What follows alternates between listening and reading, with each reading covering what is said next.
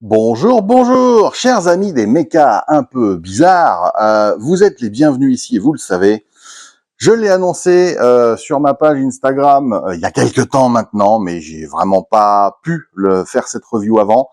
La voici, j'espère que vous me pardonnerez du délai, il y a eu d'autres reviews depuis, voilà, pas forcément en français. C'est au moins un des avantages que j'ai, c'est que je vous parle dans une langue que vous comprenez, ou pas, mais bonjour à nos amis étrangers, parce que je sais que vous nous regardez, et j'apprécie. Si vous avez des questions, n'hésitez jamais à les poser, je saurai vous répondre au moins en anglais, normalement. Voici le testieur, le Tastier, le Alexandre Tastier, ou le Simon Tastier, ça marche aussi. Vous pensiez que je n'y avais pas pensé, et pourtant, si. Voilà, donc si vous êtes aussi bête que moi, ben, restez sur la chaîne, parce que vous, à mon avis, vous y êtes bien.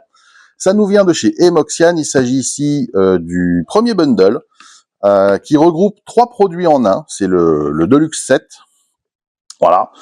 L'illustration est magnifique, au passage, voilà. Emoxian, on en a déjà parlé ensemble sur la chaîne. Je vous ai présenté le Thor, je vous mets le lien là-haut. Et je vais attendre un peu parce que le deuxième lien sinon va pousser le premier. Le Night of Dark Sky, dont il faisait partie, c'est du Non-Zero Studio, ça aussi. Ici, en fait, nous avons un bundle qui comprend le testieur, qui est le nom de ce mecha. C'est censé être du 1.10, mais ça sera équivalent, à mon avis, en taille à du Gundam 1/100 moyen, hein, voilà.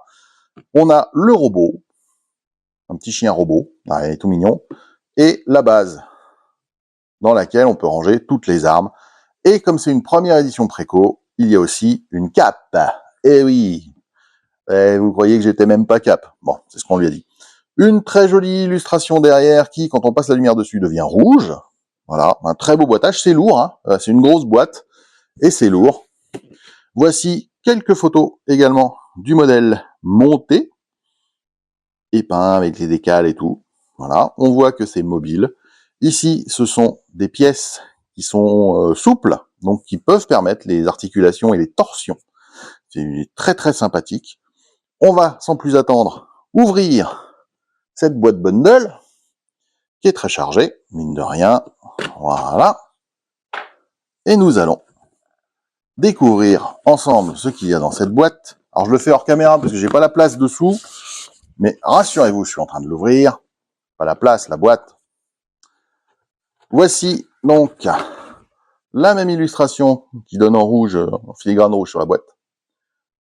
Donc c'est assez cool, ça fait la taille de la boîte, donc vous voyez, pas compliqué, hein, sur un tapis de découpe A3, eh ben on est quasiment sur la même taille, et on a les deux rabats. Rien à voir avec le Maroc, hein. Et à l'intérieur, donc, cet artwork qu'on peut poser derrière, Emoxian. Je vous mettrai en description les liens vers les vidéos de présentation, avant que ça sorte, du testieur et de son Nemesis, qui est actuellement en précommande aussi. J'ai pas retenu son nom, mais peu importe. Où on voit, basiquement, ces immeubles. Donc, on peut avoir un super background. Vous voyez la taille du background, vous voyez tout de suite que la figurine, quand même, va faire une certaine taille. Et on va déballer. Donc, on a 3 boîtes à l'intérieur. On a celle du testieur. On a celle de la base. Et celle du kien. Voilà. C'est pas du schnorr, mais c'est un kien. Parce que c'est un kien mécanique. Alors, ça fait beaucoup, chien mécanique, tout ça. Donc, ce sera un kien. On va commencer par le robot principal qu'on peut acheter à part. Donc, ces 3 sets peuvent être achetés à part. J'hésite à me reprendre un chien et vous allez comprendre pourquoi tout à l'heure. Déjà parce que celui-là, il n'y a pas besoin de le nourrir. Hein, faut le monter, mais c'est tout. Et il fait pas ses besoins partout. Donc, voilà ce qu'on a. Et quand on ouvre, si on enlève le reflet, eh bien, on a un très, très, très chouette cadeau. Un line art sur du papier, façon millimétrée, hein, du testieur. Donc ça, c'est vrai que derrière, les specs et tout, c'est assez cool. Oui, et ben ça glisse, on va le poser là. Ici, ce n'est pas la notice, c'est la cape. Voilà, donc qui est en vrai tissu et qui est tigé, comme ça on peut justement lui donner les ondulations. Ce que j'ai déjà fait sur plusieurs de mes custom 1.6 notamment. Une carte limited, voilà. Et ensuite, nous avons des grappes émoxianes. Nous avons ici une lumière, parce que oui, il est lumineux. Il me manque la pile. Ça m'avait fait pareil sur le Thor. Il faut que je la réclame.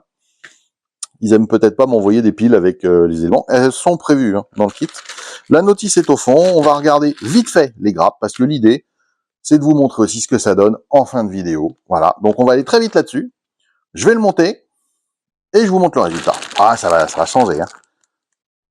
Voilà, donc du détail méca, comme on en voit maintenant sur tous les kits ou presque. Alors ça, c'est du kit exclusif, c'est pas du Bandai. Ça a largement le niveau de moulage du Bandai. Et en assemblage, eh bien, il n'y a pas vraiment de souci à se faire. Et ça, c'est plutôt cool, croyez-moi. Donc, pas mal de pièces, des grosses, des petites, une belle lame, ouais, c'est une bonne taille, et on en a deux, n'est-ce pas? Nous avons ici les pièces souples, voilà, voyez, ça se déforme, donc ça pour la mobilité ça va être top. Pour faire un panel dessus, on va peut-être éviter le panel Light Tamiya un peu agressif, on va peut-être faire ça juste avec un marqueur ou quelque chose comme ça. Voilà, des belles pièces noires. Des pièces couleur métal, c'est une grappe qui a été peinte à l'origine, mais très bien peinte, c'est très uniforme. Faudra voir, parce que là on n'est pas en side molding, sur ces pièces-là notamment. Il faudra voir si on a des retouches à faire, ou si ça ne se voit pas par rapport au clipsage des pièces. Donc pas de colle, peinture si vous voulez, sur ces éléments-là, mais c'est prévu pour un montage vraiment sans colle, sans peinture, un panel, et on a déjà un résultat sympa. Je dis pas qu'on ne peut pas améliorer ce résultat en faisant une peinture. Je dis que j'ai la flemme. Bon. Ah. Des pièces translucides. Les mimines, donc vous voyez la taille des mimines? On est sur de la grosse mimine de type Master Grade, donc c'est pour ça.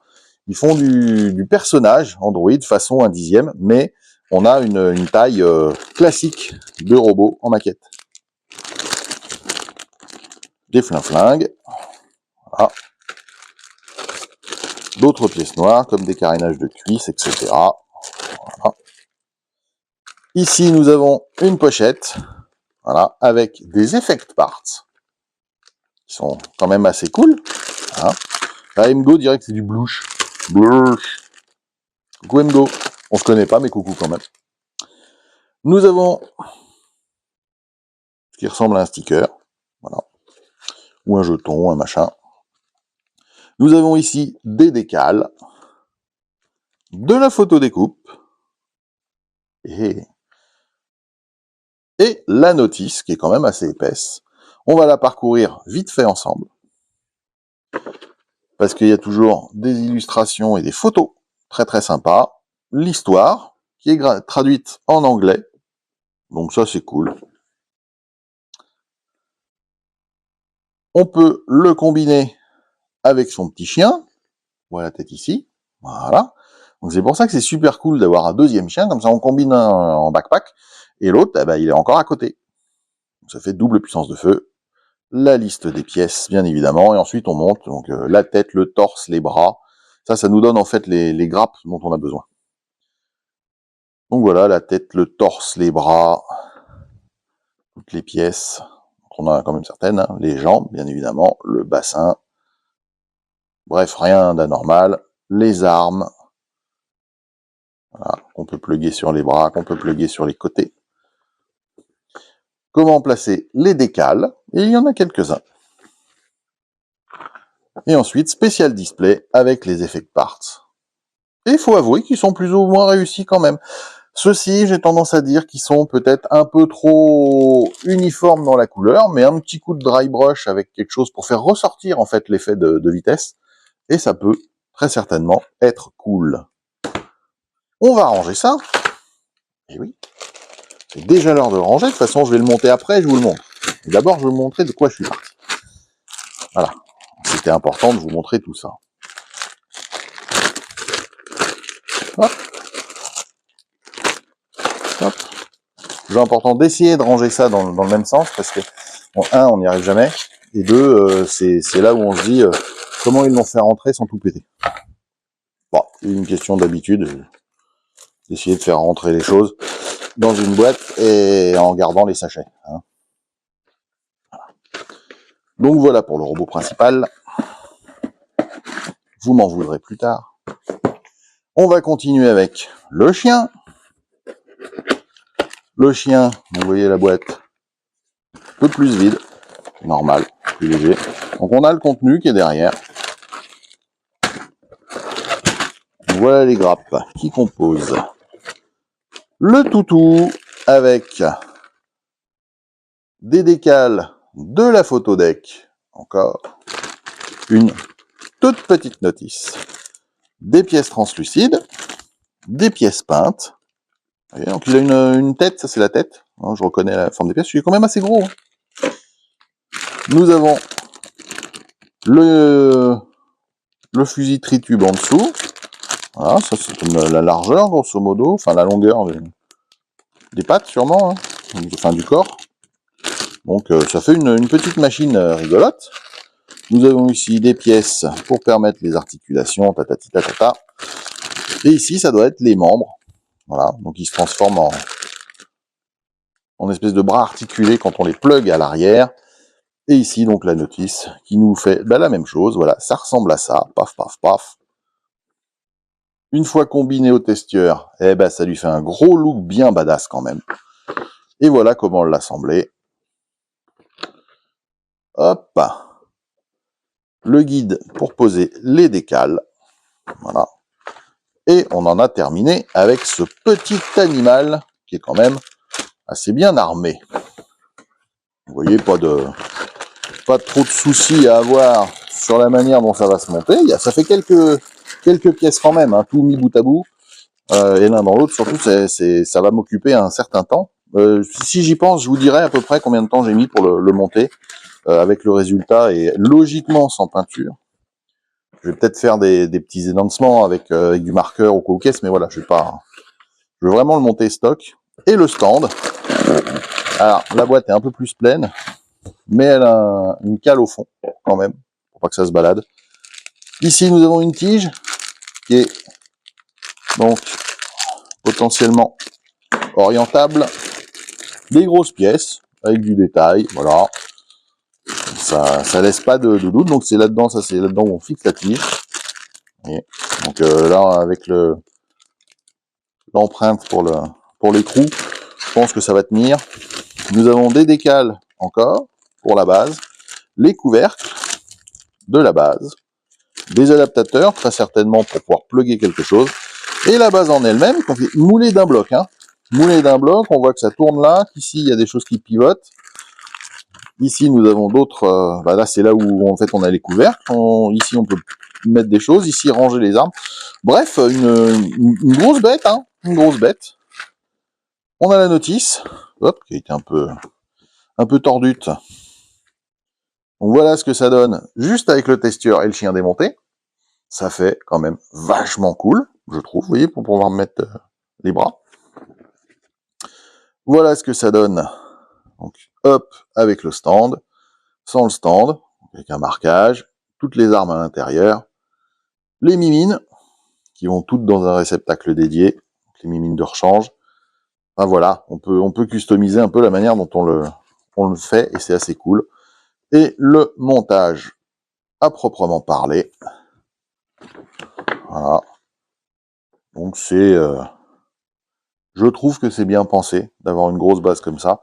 Et vous voyez, ça peut se tourner, c'est-à-dire qu'on le soulève, on le plug là, on le soulève, et on le tourne, on met les armes, et hop, ça fait un décor. C'est cool. Enfin, moi j'aime bien. Voilà, le guide des décals, encore une fois. Et on en a terminé pour cette micro-review.